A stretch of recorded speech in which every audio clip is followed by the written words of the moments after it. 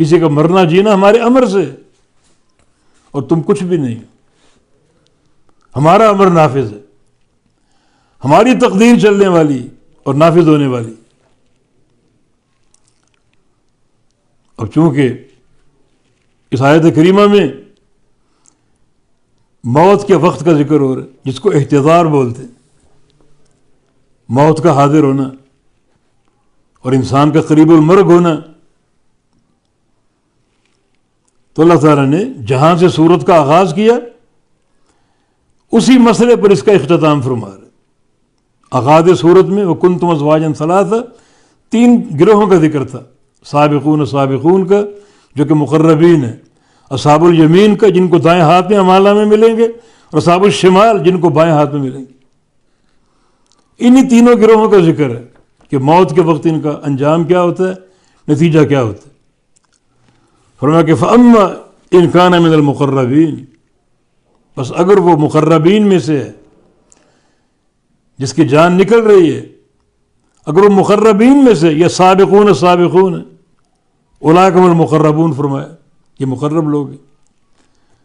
تو اگر یہ مقربین میں سے ہے تو فروح وریحان وجنت نعیم، ان کے لیے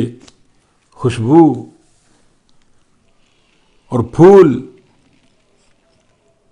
اور جنت جو نعمتوں سے بھرپور، وجنات نعیم، نعمتوں والی جنت،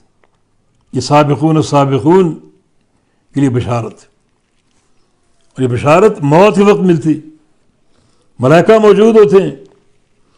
نبی علیہ السلام کے ایک حدیث کے مطابق روح قبض ہو رہی ہوتی ہے، جنت کے فرشتے موجود ہوتے ہیں، جنت کی خوشبو لے کر، جنت کا کفن لے کر، روح قبض کرنے والا فرشتہ روح نکال کر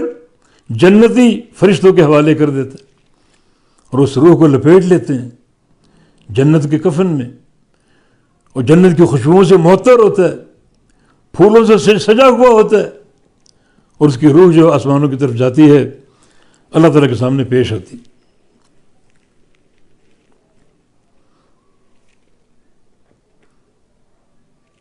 یہ مقربین السابقون السابقون، تو یہ شخص جو موت کے دھانے پر ہے اگر یہ مقربین میں سے ہے تو فروح و ریحان، اس کے لیے خوشبوئیں اور پھول اور نعمتوں والی جنت، یہ گروہ۔ دوسرا گروہ اصحاب الیمین، جن کو قیامت کے دن دائیں ہاتھ میں اعمال نامہ ملے گا۔ وَأَمَّا إِنْ كَانَ مِنْ أَصْحَابِ الْيَمِينِ، اور اگر ہے وہ اصحاب الیمین میں سے، دائیں ہاتھ والوں میں سے، فَسَلَامٌ لَكَ مِنْ أَصْحَابِ الْيَمِينِ، فرشتے اس وقت موجود ہیں اور وہ کہتے ہیں کہ تم پر سلامتی، سلامتی تمہارے لیے ہر نقصان سے، ہر عذاب سے، ہر تکلیف سے، اب تم ابدی راحت میں رہو گے، ہمیشہ کی سلامتی میں رہو گے، من اصحاب الیمین، کیونکہ تم اصحاب الیمین میں سے، تمہیں قیامت کے دن دائیں ہاتھ میں اعمال نامہ دیا جائے گا، تمہارے لیے سلامتی ہی سلامتی۔ فرشتے یہ خبر دیتے ہیں، خوشخبری دیتے ہیں۔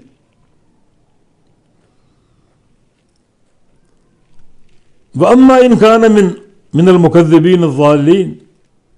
اور اگر وہ مکذبین میں سے ہے، جھٹلانے والوں میں سے اور گمراہوں میں سے، جھٹلانے والا اس قرآن کا، شریعت کا، اللہ اور کے رسول کا، توحید کا، سنت کا، اور ضالین گمراہوں میں سے جو جان بوجھ کے گمراہی مول لے لیتے ہیں اور حق کے راستے کو اختیار نہیں کرتے، ان کے لیے کیا ہے؟ فنزل من حمیم، نزل مہمان نوازی، ان کے لیے مہمان نوازی من حمیم، گرم پانی سے، جہنم کا کھولتا ہوا پانی، وتصلیۃ جہیم، اور ان کا گرانا جہنم میں، ڈالا جانا جہنم کے اندر۔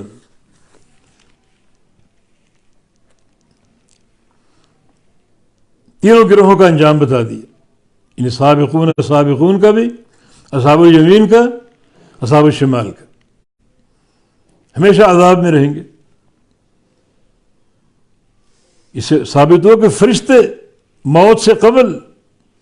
انسان کو اس کے انجام کی خبر دے دیتے ہیں، تیرے لیے جنت، تیرے لیے جہنم،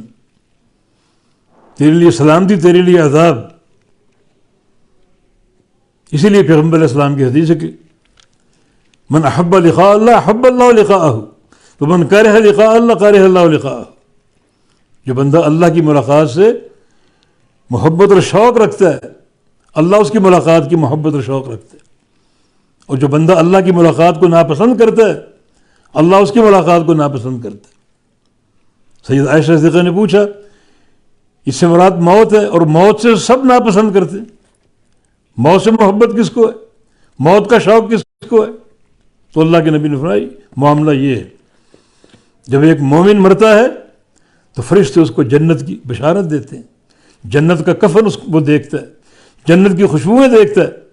اب اس کا شوق ہوتا ہے جلدی موت آ جائے تاکہ رب تعالیٰ سے جا ملوں، اور اللہ بھی چاہتا ہے کہ جلدی میرے پاس آئے۔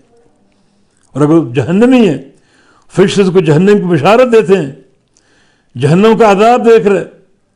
اب اس کو موت سے کراہت کہ میرا کیا بنے گا، کیا بنے گا میرا، موت سے بھاگنا کراہت، اور اللہ بھی اس کی ملاقات نہیں چاہتا کہ یہ انتہائی بد دین، بے دین، بد عمل، مشرک یا کافر یا بدعتی، تو اللہ بھی اس کی ملاقات نہیں چاہتا۔ یہ تینوں گروہ موت کے وقت ان کے انجام کی خبر اللہ نے دی،